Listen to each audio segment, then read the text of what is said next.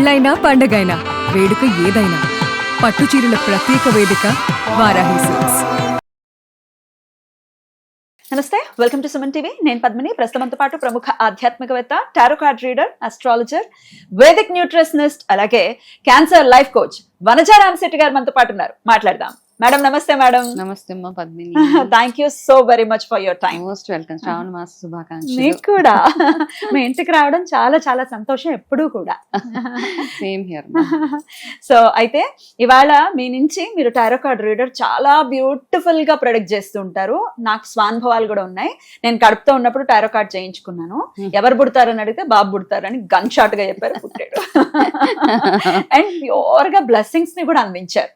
నీకు మంచి బాబు పుట్టాలి, ఎందుకంటే పాప ఆల్రెడీ ఉంది కదా, బాబు పుట్టాలి అని బ్లెస్ చేశారు. ఇంకా my blessings continue for ever. Thank you so very much.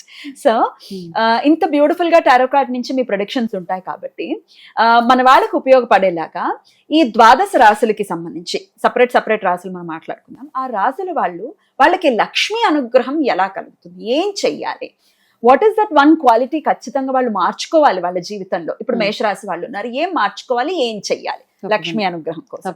ఇట్లా 12 రాశుల గురించి కూడా మాట్లాడుకుందాం. తప్పకుండా మొదలు పెడదాం. అయితే మనం ఏం చేద్దాం, ఇప్పుడు ఏంటంటే చిన్న బ్రీఫ్. ఇప్పుడు ఎనర్జీస్ చూస్తున్నాం మనం.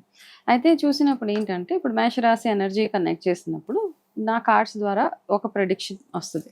సో మేబీ అమ్మవారు మనం అలా అనుకోవాలి అనమాట. ఆ కార్డ్స్ ద్వారా ఇప్పుడు కార్డ్స్ ఎన్నో ఉన్నాయి. ఓకే, ఈ మధ్య ఒకప్పుడు ఏదో ఫ్యాన్సీగా ఉండేవి కార్డ్స్, ఇప్పుడు లక్ష్మీ అమ్మవారి కార్డ్స్ అంటే ప్యూర్ గా ఇప్పుడు ఏంటంటే మనము మన ఇంటెన్షన్స్ ని బట్టే ఇక్కడ ఈ ఎనర్జీస్ ఇక్కడ ఉన్నాయి కదా. లక్ష్మీ కార్డ్స్ ఒకసారి చూపించండి. లక్ష్మీ అమ్మవారు, ఇలా అమ్మవారు ఉంటారు, ఇలా అమ్మవారు అలా అనమాట. అంటే మనం ఎప్పుడైనా ఇష్టదైవం మనకి స్టక్ అయి ఉన్నప్పుడు మనం ఏ దైవాన్ని పూజించాలి అన్నప్పుడు మనకి వచ్చేస్తుంది ఫస్ట్. ఒక్కొక్కసారి అంటే నా ఇంటెన్షన్ ఏంటి అన్నది దాన్ని బేస్ చేసుకుని నేను ఈ కార్డ్ షఫుల్ చేస్తాను. ఓకే, చేసినప్పుడు ఇప్పుడు ఫర్ ఎగ్జాంపుల్ నేను ఈ కార్డ్స్ అన్ని షఫుల్ చేసేసాను. ఓకే, సో ఇప్పుడు నీకు చూడాలనుకో, నీకు ఏదైనా ఒక కార్డ్, నీకు ఫర్ ఎగ్జాంపుల్ ఇప్పుడు నీ ఎనర్జీస్ ఏంటి అని చూస్తే గనక చూద్దాం ఒకసారి. నీకు నేను ఏ డైరెక్షన్ ఇవ్వాలి అంటే గనక అనే చెప్తాయి. నీకు ఇచ్చే ఒకటే డైరెక్షన్. ప్రాబబ్లీ ఏదైనా ఒక బ్లాకేజెస్ అవుతున్నాయి ప్రస్తుతానికి నీ లైఫ్ లో, సమ్ ఆబ్స్టికల్స్. ఓకే, ఆ ఆబ్స్టికల్స్ కాబట్టి నీకు వచ్చిన కార్డు విఘ్నేశ్వరుడు, నా ఇష్ట దైవం, ఆరాధ్య దైవం. ఓకేనా. సో ఏమవుతాయంటే అప్పుడు ఏమంటే గణేష ఎనర్జీ ఏదైతే ఉందో, అంటే విఘ్నేశ్వరుడికి సంబంధించి పూజలు కానీ నేనేం సజెస్ట్ చేస్తాను, నిజంగా విపరీతంగా ఆబ్స్టికల్స్ ఉన్నాయనుకో ఒక గణపతి హోమము ఒక రోజు చేయించుకున్నగలిగితే ఎక్సలెంట్ గా ఫ్యూచర్ బాగుంటుంది. Amazing amazing. చాలా చాలా సంతోషం. సో మరి ఇప్పుడు రాశుల గురించి మాట్లాడేస్తాం. కర్కాటకం వీరికి ఎలా ఉండబోతుందండి శ్రావణ మాసం మొత్తం? శ్రావణ మాసం నుంచి మళ్ళీ శ్రావణ మాసం వరకు కూడా మీరు చెప్తూ ఉన్నారు అన్ని రాశులకు కూడా. మరి కర్కాటక రాశి వాళ్ళకి ఈ శ్రావణ మాసం నుంచి వచ్చే శ్రావణ మాసం దాకా చిన్న ఎనర్జీ గైడెన్స్ వీళ్ళకి. ఓకే, వీళ్ళకి బ్యూటిఫుల్ బ్లెస్సింగ్స్, లక్ష్మీ అమ్మవారి బ్లెస్సింగ్స్. కర్కాటక రాశి వాళ్ళకి ఏంటంటే ఒక మంచి పాజిటివ్ అట్మాస్ఫియర్ ఇంట్లో వీళ్ళకి ఏర్పడుతుంది ఈ శ్రావణ మాసం మొదలుకొని నెక్స్ట్ వరకు వీళ్ళకి. అయితే వీళ్ళు చేయాల్సింది ఏంటి అంటే ఈ లక్ష్మీ కటాక్షం కావాలంటే మనం అందరం ఏం కోరుకుంటాం, మనకి మంచి peace of first and foremost thing ఇంట్లో పీస్ఫుల్గా ఉండాలి. డబ్బులు ఇవన్నీ పక్కన పెట్టేస్తే ఓకే, ఎంత ఉన్నా లేకపోయినా మనం ఇంటికి వచ్చేటప్పటికి ఒక పీస్ ఆఫ్ మైండ్ ఉండాలి. మన చుట్టూ ఉన్న వాళ్ళు మనం పదే పొడుస్తూ ఉంటారు, నువ్వు ఏం చేసావు, అట్లాంటివన్నీ లేకుండా ఉండాలి కదా. సో అట్లాంటివన్నీ లేకుండా ఉండాలి అంటే వీళ్ళు కర్కాటక రాశి వాళ్ళు చేయవలసిన ఒక ఇంపార్టెంట్ థింగ్ ఏంటంటే వీళ్ళు చాలా బ్యాగేజ్ క్యారీ చేస్తారు. పాత 30 ఏళ్ళవి 40 ఏళ్ళవన్నీ వీళ్ళకి వెనకాల బ్యాగ్లో ఉంటానే ఉంటాయి అనమాట. సో ఆ బరువు వస్తానే ఉంటారు లైఫ్ లాంగ్ వీళ్ళు. సో ఈ కర్కాటక రాశి వాళ్ళు ఎక్సెసివ్గా వరి అయిపోతూ ఉంటారు, అతిగా అనమాట. అంటే అన్నీ ఉండాలి వాళ్ళకి, but at the same time too మచ్గా ఆందోళన, ప్రతి చిన్నదానికి చాలా భూతద్దంలో పెట్టి చూసి ఆందోళన పడతా ఉంటారు. అండ్ పాస్ట్ని ఈజీగా లెట్ గో చేయలేరు. కాబట్టి ఈ క్వాలిటీస్ని మీరు గనక వదిలేసుకోగలిగితే ఓకే, మీరు అంటే వాటి మీద వర్క్ చేయాలి.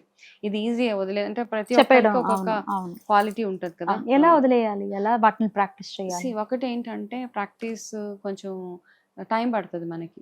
ఫస్ట్ థింగ్ ఏంటంటే అన్ని మనలో ప్రతి మనిషికి తెలుసు నేను చేసేది మంచిగా చెడు అని. కరెక్ట్. సో మంచి చెడుల విచక్షణ ఫస్ట్ మనకు ఉండాలి. దాన్ని మీరు చేసే మంచిని అలాగే ఉంచండి. ఆ మంచితోటి నలుగురికి ఎంత ఉపయోగపడతాను, నలుగురికి పక్కన పెట్టండి. మీ ఇమ్మీడియట్ ఫ్యామిలీ మెంబర్స్కి, మీ బ్లడ్ రిలేటివ్స్కి మీరు ఎంత బాగా ఉపయోగపడతారన్న చూసుకోండి. అండ్ మీ ఓన్ ఎదుగుదలకి అది ఎట్లా ఉపయోగపడుతుంది.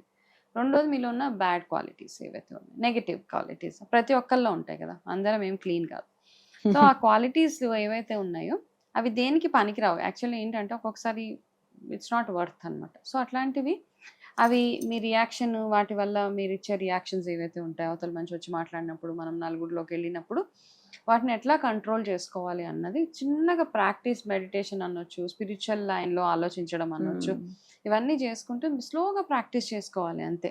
చేసుకుంటూ ఇమ్మీడియట్గా అయితే ఏది చేంజ్ అవ్వదు. సో వీళ్ళకి ఏం లేదు, ఎక్సెసివ్ పాస్ట్ నుంచి ఏంటంటే వీళ్ళకి ఇచ్చే ఒక అడ్వైజ్, పాస్ట్ని తలుచుకొని ఏం ఉపయోగమే లేదు అసలు. అది కరెక్షన్ చేసుకోలేరు. మీకు ఎవరైనా వచ్చి సారీ చెప్పాలని మీరు ఇంకా వెయిట్ చేస్తూ ఉంటే కనుక జస్ట్ ఫర్గెట్ ఇట్. అది ఇక్కడ ఉన్న మెసేజ్. ఓకే, ఎవరు రారు. సో కాబట్టి ఇది వదిలేయడం మీకు చాలా చాలా బ్యూటిఫుల్గా ఉంటుంది అండ్ మీరు ముందుకు వెళ్ళగలుగుతారు అనమాట. అండ్ వీళ్ళలో ఉన్న ఇంకొక బెస్ట్ క్వాలిటీ ఏంటంటే ఫ్యామిలీని చాలా బాగా చూసుకుంటారు కర్కాటక రాశి వాళ్ళు. సో ఆ క్వాలిటీని అలాగే ఉంచండి. ఎప్పుడైతే మీ ఫ్యామిలీ బాగుంటుందో లక్ష్మీ కటాక్షం ఆటోమేటిక్గా మీకు ఉంటుంది. కాబట్టి కర్కాటక రాశి వాళ్ళు మీకు ఏది అవసరమో దాని మీద మాత్రమే ఫోకస్ చేసుకోండి. అనవసరమైన వాటి జోలికి వెళ్ళొద్దు, అనవసరమైన వాటి గురించి ఆలోచించొద్దు.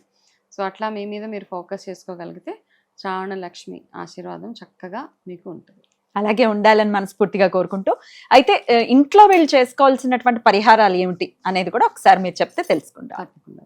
ఫస్ట్ ఆఫ్ ఆల్ ప్రతి రాశి వాళ్ళు చేయాల్సింది ఏంటంటే ఇంటిని లక్ష్మి ఫస్ట్ లక్ష్మీ అమ్మవారికి చాలా ఇష్టమైంది ఏంటి, క్లెన్లీనెస్. ఓకే, క్లెన్లీనెస్ ఉండాలి. ఆడవాళ్ళు అయితే భర్తని మర్యాద పూర్వకంగా చూసుకోవాలి, మగవాళ్ళు అయితే భార్యని ఏడ్పించకుండా చూసుకోవాలి. వీళ్ళకి ఇదే అడ్వైస్ అన్నమాట. అంతే. అయితే పూజలు చేసినా చేయకపోయినా ఒక్క వస్తువు ఒకటి చెప్పండి మేడం, ఇది మాత్రం ఇంట్లో ఖచ్చితంగా ఉండాలి అనేది ఏదైనా ఉంటుందా? మనం పూజ చేసినా చేయకపోయినా ప్రతి హిందూ ఇంట్లో ఉండవలసిన కొన్ని వస్తువులు ఉంటాయి, లక్ష్మీప్రదం అనమాట. నేను మొన్న ఎవరింటికి వెళ్ళినప్పుడు కొంచెం పాలు ఉన్నాయంటే మేము తెచ్చుకోమండి అని అన్నారు. మేము తాగం పాలు, తెచ్చుకోము. పెరుగు లేదు, బయట నుంచి కొనుక్కొచ్చుకుంటాం. సో ఇవన్నీ కాదు, మన ఇంట్లో ఖచ్చితంగా ఉండవలసింది లక్ష్మీ కటాక్షం కోసము పసుపు, కుంకుమ, పాలు, పెరుగు, నెయ్యి. ఈ 5 వస్తువులు మాత్రం ఎప్పుడు ఉండాల్సిందే ఇంట్లో. మన ఫ్రిడ్జ్ లో ఉంచుతారా, ఎట్లా ఉంచుతారో ఇవి మాత్రం ఖచ్చితంగా ఇంట్లో ఉండాల్సిందే. అండ్ బెల్లం స్పెషాలిటీ తెలుసు కదా, బెల్లంకి అంటుండదు. అవును, అంటుండదు. కాబట్టి బెల్లం, ఈ వస్తువులు ఎప్పుడు ఇంట్లో ఉంటానే ఉండాలి.